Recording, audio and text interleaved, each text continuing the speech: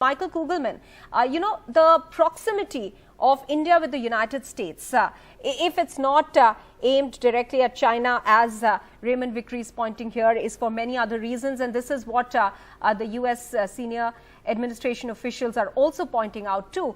But the proximity between the two countries also makes Russia uncomfortable.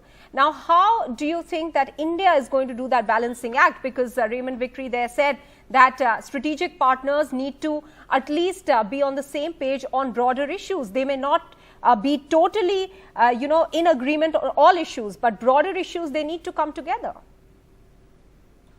Well, yeah, I agree with my friend Ray that indeed this initiative is about broadening the relationship between the U.S. and India to show that they can work on a number of issues beyond pure security and strategic issues. But it's true. I mean, we've heard the messaging from U.S. officials that China is a key consideration at play here. And clearly one thing the U.S. and India want to do is to help India develop and produce defense technologies that enhance its own efforts to produce weaponry at home. And this is clearly meant to strengthen India's capacities to deter China. Though I would also argue, you mentioned Russia, indeed, I think that the U.S. wants to help strengthen India's ability to develop and produce weaponry so that it does not need to depend on Russia as much down the road for the weaponry that it's long depended on from Russia. So, we've seen that India over the years has been able to manage these relationships very well.